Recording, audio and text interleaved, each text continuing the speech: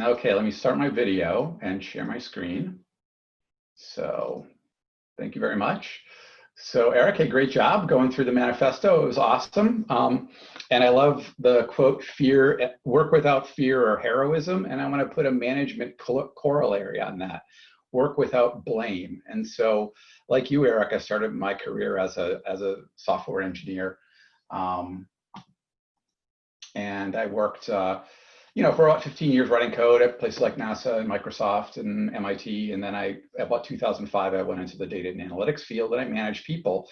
And, for about 5 or 7 years, basically my life sucked. I had data scientists and data engineers and people who did data viz at work for me. And as a manager, when your life sucks, it's really tempting to blame people, to find someone and say, it's their fault, it's not my fault.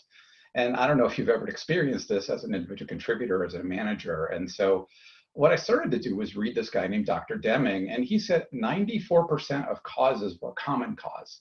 That means it's not a person's fault, it's the system that people work in is the fault. And as a leader, I took that to heart, and it actually made me reflect on how much I sucked as a leader and how much I needed to change, but also really how much I hadn't built a system for people to be successful. And when the data was late or wrong, when customers wanted a follow-up question and we couldn't answer it, or when my team wanted to use a different tool, all those things that made my life suck, I realized I hadn't built a system. And so that's the kind of the theory of data ops in another way, is that what you do is much less important than how you do it. So a lot of times we spend thinking about, how do I build a cool model, or what's the algorithm? What kind of data transformation am I going to do? How am I going to visualize that? How am I going to governance, even the data itself? And these things, these processes, the system that works and builds these things, development, deployment, monitoring, iterating, collaborating, measuring, is actually more important in some ways than the thing that you're doing. And so this really contrarian perspective, the tools, the technology, the data is actually less important than the system that is to do that. The machine that makes the machine is more important than the machine itself. And that's a really different idea. And so what does that mean, really? Well, if you look at it and you think about the process and think about all that stuff that goes with it, what actually do you want to do? And I think from a data ops idea, you want to focus on decreasing the cycle time at which you can get ideas from people on your team through their keyboard into the eyes of your customer, and then iterate and improve. The other part is you want to decrease the amount of time you go into work with dread in the morning because something broke, or you're worried something's going to break. So lowering your error rates. And then the third thing is you just want to not have so many meetings and just forget all the bureaucracy. Let people innovate and find a way for people to collaborate quickly and easily. And then the last part is you need to measure your process. If you're going to be data-driven about, you want your customers to be data-driven, you should be data-driven about your work. And so what that looks like in reality is that most people today have a cycle time, and we did a survey with Eckerson last year of months to change an analytic, or weeks. It takes 20 lines of SQL. Some companies takes them 4 months to go from dev to production. Some companies, I've talked to companies who are very proud that they're down to only one major data error a month. Which seems crazy to me. I've talked to many teams where the self-service group hates the internal IT group, the internal IT group hates the data science group. And most teams I've talked to haven't even begun to measure their process. And we've sort of backed this up with some surveys from Eckerson. And the result of that is actually, it's more expensive to do your work, and your customers are unhappy.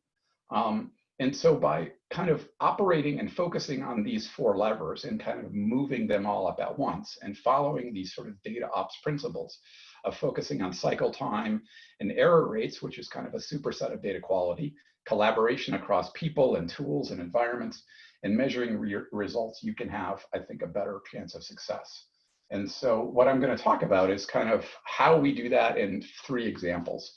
And so one of the cases that I'm going to give a simple example, and this is sort of what Eric talked about, is the first thing is there's a factory that you run, and the factory is data goes in one side and artifacts created from that data go out. And you've got a lot of tools. In fact, there's hundreds of tools to do data and analytics, from databases to data pipeline tools like Airflow, to data science tools, to data viz tools, to data catalog tools. And you want to run this factory like Toyota runs a factory, low errors. You want it to, if someone's going wrong, you want to be able to fix it and think about how to improve it. And I think that's really important because most people have lots of these factories all over the place. And these factories themselves are kind of owned by different organizations. And so how those teams interrelate is actually kind of hard in data and analytics. In software, dev and ops is sort of one-to-one. Data ops is sort of one-to-many in terms of many people are developing and many groups are doing production or operations. And then finally, analytics is code. And so you need to have a process to take the code from the team development environment and get into production. And you got to do all this sort of crazy stuff at the same time. You got to run a nice Toyota factory, produce really, really high quality deliverables, or else your customers are going to not trust the data. And then when they ask you follow-up questions, you've got to very quickly get those into production. And then you've also got to make sure that you do this across this complicated set of teams. And so being able to do all these things at once is a mark of a best-in-class organization. And it's very similar to the book that Eric brought up at the end, Accelerate, which talked about DevOps. And one point of that book is best-in-class teams are able to do lots of things well at the same time. And in fact, trying to do all those things together at the same time actually was a good idea. So it's not a trade-off to say, I can only have low errors, but I got to go slow. I can only have good collaboration, but it's got to be, I can't have any measurement. So let's give 4 examples of what customers did. So if you talk about, you talk about the why do data ops? Well, the business problems they're trying to solve are, first of all, I can't deploy stuff from dev to production, it's taking months, or my customers don't trust the data because it's wrong often, or my self-service BI team thinks my centralized IT team is a bunch of idiots. And so these business problems are where people focus on trying to get value from data ops first. And the idea here, again, comes from manufacturing. If you apply the theory of constraints, find one of these things, fix it first, and then iterate and improve, find the bottleneck. And this comes up in books from manufacturing, books in general, books from software. And so let's take an example of European Telecom. And so they had a big system centralized on an Oracle data warehouse. They had lots of other tools sitting on top of that Oracle data warehouse, data science, data visualization tools, but it took them 4 months to move something from development to production because they had sort of 4 environments: a development environment, a test, a UAT, pre-prod, and then EDW. And they had a very manual process to move things from one environment to the other. They had no way of knowing if things worked when they moved it from one environment to the other. And so they had just had a lot of meetings. And so whether it was 1 line of code or 1 Informatica job or 20, it all was pretty slow. And so the first idea is that you need to abstract the environments that you work in. And so it makes it easy for you to move things from one place to the other. And so having everything in source code, having a sense of that your environment from your dev environment to your QA, that you can move things and automate things with a button click from one to the other is important. And then second, you need to prove when you're in an environment that things work. And so what you need is tests, and tests are like what software engineers do. Regression tests, functional tests, and a lot of people just do a unit test on a small piece of code, and that's just not enough. You need to have tests across the whole end-to-end system. And we've got a whole bunch of ways to think about that, and location balance test and historic balance tests, ways to actually prove that the entire system works in one environment. And then as you move it, and maybe you've changed 1 thing or 20 things, you can prove that it works. And so that way, those 2 keys of abstracting the environment and automating testing and deployment are a way to go fast and improve deployment speed. So the second example, as I plow through, is too many errors. And so in this case, this company has, they've got this really complicated environment. They've got NiFi and Kafka. They've got, vehicles that are streaming, vehicles that are going and giving information in batch. It goes to Oracle and notebooks and Tableau. They've got some cloud going on. This is owned by different people. And they had no idea if one of these vehicles started to give or a whole set of vehicles started to give bad data. It only showed up in the for the data customers. The customers were actually doing the QA. They would say, hey, something looks weird. And then everyone would have to run around trying to figure out what the problem is. And so what we did is we actually built what we call a recipe on top of it that abstracts that whole environment, that monitors it, that observes it, that digs in and finds out, is the data correct? Has the data changed in a large way from the last time we saw it? And then sends alerts out if something's wrong. And you can see this complicated graph here. It's like, it's got Oracle and NiFi and Kafka and MLflow and Tableau, and it's just Spark. It's a whole lot of things that are going on. But you need to prove to yourself that things are working before your customers do it. And the best way to do that is creating tests and monitors and alerts. So the last case I'm going to talk about here is a top 5 bank. And so there's been a big trend to do self-service analytics. And so a lot of cool tools like Tableau and Looker and things like Alteryx. And so they've got a lot of users, and they want to build sort of a data sandbox or a data and analytics sandbox for 1,000 IT users. And really to help both with compliance and fear of these people actually using the data in the wrong way. And so, the example here is that the centralized IT team had a whole diverse set of people to support. Maybe someone in Brooklyn who does small business loans, or Texas that does high net worth, or branch banking in the Northwest. And they actually all have different sort of needs. The New York business person needs data for the last 24 months, and then Tableau. The Texas person needs a database in Python and SQL access. The Seattle person needs Power BI access. So provisioning data and the tools on that data, and then monitoring what happens is an important part for compliance reasons, is an important part of it. And so we built a system that allows them to solve these kind of challenges of who has access, how do you monitor it. And we did it by kind of working and following a business process they set up, having a request form, and then being able to build out a kitchen and recipes to support that.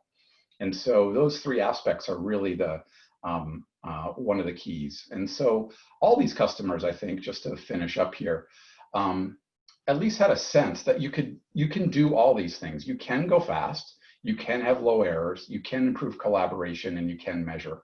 And the results of that is that you actually do lower cost and lower your number of unhappy customers.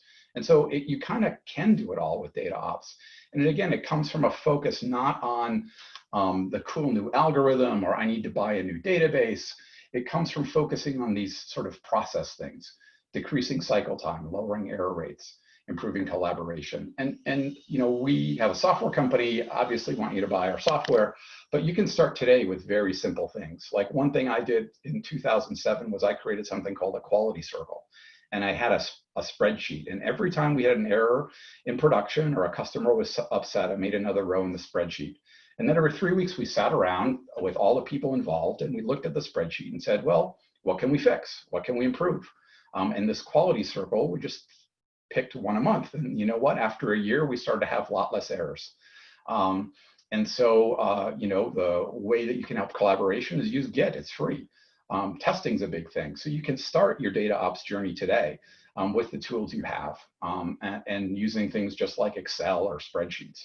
And if you want to accelerate your journey to there, well, of course, we have a software platform that does that helps you directly address all these things and can get you there quicker. And like Eric, we wrote a book. We wrote the manifesto and have a lot of resources to help you on your DataOps journey. So that's it for my presentation. Thank you so much, Chris, and Eric as well. So let me remind people that if you have questions, you could put those into the Q&A box or put them into chat. Either way, I'll be monitoring those and taking a look. But I had a question for both of you. What happens in the DataOps world when the company you're dealing with is the result of a merger, which seems to be the way businesses are going these days? There's tons of companies deciding to merge. And how does that affect the DataOps situation? Well, why don't I take a shot at it, then maybe Eric gets done. I think that's merging is a special case of the fact that lots of people own the data value chain. And so, in some organizations, even pre-merger, you may have a centralized team owning data and a decentralized team owning the visualization of the data. And when you have a merger, you may have another team that owns the data and another team that owns the visualization. So how you rationalize that and how you actually make sure that as you transition something from one system to another, how you have those teams work together, I think having an even playing field and something that's tested and monitored and deployable with DataOps makes it a lot easier to help integrate systems. Because if you're gonna, in a merger, a lot of times it's, who gets to win? Yeah. Which data warehouse wins? But in the meantime, you've already got two things running. How do you keep them both running and make sure that as you merge something from one system to the other, it is exactly the same? And so that's to me, it's about the fact that you've got a multi-team world, and how do you handle that? Eric? Yeah, and I would 100% agree with that. And I would add on, I've been in this situation a couple of years ago where our client was a large hotel chain that had just merged with another large hotel chain. And that was part of what I was doing, was trying to merge those things. And we definitely were in a situation where, unfortunately, what I thought was the better data warehouse did not win, but that is okay. We still definitely really had to work on, again, a lot of those collaborative and really understand the data and kind of just work from there. And still a lot of code driven, a lot of, making sure, do we have a full understanding of both sides, grab what we can from the one that we thought won, and if not, at least map it nicely and, quickly get that mapping out there to say, hey, did we agree with this? Okay, now let's start implementing it versus just implement it, move it over. We still had that artifact out there and traced it over time when we were wrong and just kind of started, going down the chain. You were wrong? What? Yep. Very easy to do. I've got another question here. What are your thoughts on DataOps principles applied to systems where data is collected from sensors to cloud, which involves multiple platforms, including embedded systems? You want me to read that one again? Yeah. There's a lot in there. Let me read it one more time because there's a lot in here. What are your thoughts on DataOps principles applied to systems where data is collected from sensors to cloud, which involves multiple platforms, including embedded systems? So to me, the DataOps principles are invariant of this data size, big or small data, invariant of data speed, and invariant of data type. And so whether it's unstructured or structured, or big or small, or whether it comes in tiny bits from a million places or in one big bit from another places, you're still having a set of principles to help you focus on error rates and deployment. And I think the other complexity that comes with having embedded systems is similar to the fact that, let's say you have a software development team who has a transactional app that has a database, and they make a change to it and add some columns to that database for their web-based app. And you're the reporting team. And so they've got some new data for you in their database. So how does that rollout of those new columns in the database for your transactional application go with your data warehouse, your reports, your models that build on it? And so there is a linkage between the process of deploying transactional code, whether it's on a website or in an embedded device, and your analytics from it. And so I think a team that runs a DevOps process and continuously deploys can work with a team that runs a DataOps process that continuously deploys. Yeah, I would agree with that as well. Having kind of done a lot of different variations of things in the wild, I feel like this is almost the same problem as when you run into on-premises things, except that it runs way faster and there's a lot more data, but the principles are still the same. You have disparate environments that's kind of really just, you handle it differently, but at the end of the day, if you treat them all as the data is the data, the processing is code, you treat it, you move it on, you get it out. Yeah, it shouldn't matter. That example where things like containers and some of the other modern tools we have really come into play is you can pretend to be one of those Internet of Things systems, ramp it up on a cloud environment, pretend. We have a lot of event hubs, things like that exist in from an engineering standpoint. But yeah, the actual principles, I agree with Chris, are the same. You should be able to pivot pretty quickly. Okay, all right. So here's a question specifically for you, Eric. how can we apply DataOps principles to R&D projects? That is a very good question. So what I would say with that is, and I'm kind of seeing some of my data scientist friends kind of come up with this idea of ML ops, and I think it overlaps a lot with data ops. And in general, the idea being is that you still have to do research in that sense. And even though it may not be, it's a quote unquote throwaway thing, or it's a, we know this is not, it's a prototype, it's, and I'm actually doing some of this right now. I would still say it applies. Just treat what you are developing is still production. In some cases, if you're lucky, you still have the ability to, you might actually be lucky enough to have control of, we know what we're trying to collect. And to borrow from a colleague of mine, she calls it a primary data project versus secondary, where you don't. Oh, yeah. I always thought it was a great term. So essentially that could be the case, but in general, I would say, again, the principles shouldn't hugely be different. You should be able to apply them. You're still starting on a basis. You can still iterate, recognize it is R&D. You're probably still focusing towards some specific goal, even if it's not a repeatable production process. I would still say break it down to small increments, still use that same general idea of whatever you are creating is production, whatever your prototype is. Even if you have several throwaway prototypes, you can still, assuming it's like a machine learning project, create a model that you think is good enough, put it out there, go ahead and deploy it, get some feedback on it, cycle, because I'm assuming an R&D project usually has a good time frame of 1 to 2 years. Yeah, things sure. like that. Yeah. Chris, did you want to add anything? No, that was a fantastic answer. Okay. Perfect. We have one more question here that would probably take several hours to answer, and we only have a few minutes. Is there a best practice to deal with the security of data where data is required to be cleansed and shipped outside of the company due to an outsourcing model development? Yeah, I think there's an emerging field called data SecOps, data security operations, and there's some companies focused on that. And I think that's a case not only when you have data that you're giving to partners, but also is when you're having test data that you're using for development. Because in some cases, you don't want to have your developers access to people's social security numbers, credit card numbers, but those attributes are in production. And so the process of building test data sets or sharing data means applying a set of data privacy rules to it and make sure that those are tracked and measured. And companies, there's several companies that are focused on that, and we've partnered with one of them. But I do think it's an important part in thinking of data security.